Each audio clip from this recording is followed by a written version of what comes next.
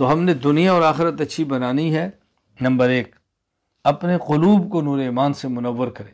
میری باتیں توجہ سے سمجھیں، اور نور ایمان سے منور کرنے کا معنی دل میں اللہ کی محبت کو لائیں، غیر اللہ کی محبت کو دل سے نکالیں۔ جب ہم اللہ کا ذکر کرتے ہیں تو ہمارے مشائخ فرماتے ہیں کہ لا الہ الا اللہ، نفی و اثبات کا ذکر کرتے ہوئے یہی تصور ہونا چاہیے، لا الہ، غیر اللہ کی محبت کو دل سے نکال رہا ہوں، الا اللہ، اللہ کی محبت کو دل میں لا رہا ہوں۔ غیر اللہ کی محبت کو نکالو، اللہ کی محبت کو لاؤ، غیر اللہ کی محبت کو نہ لو، اللہ کی محبت کو لو۔ میں نے کتنی بار کہا، جو ہم تسبیحات پڑھتے ہیں تسبیحات کو سمجھو، یہ ہم نے کیوں تسبیحات رکھی ہیں بھئی؟ یہ پہلا کلمہ ہے، پھر استغفار ہے، پھر درود پاک ہے، پھر اس میں ذات ہے۔ اس کو سمجھیں گے تو بات حل ہوگی۔ میں آخر میں پھر تھوڑی سی وضاحت کر دوں گا ان 4 تسبیحات کا کیوں اس کو رکھا ہے اور اس ترتیب سے کیوں رکھا ہے، تاکہ کوئی بھی الجھن نہ ہو۔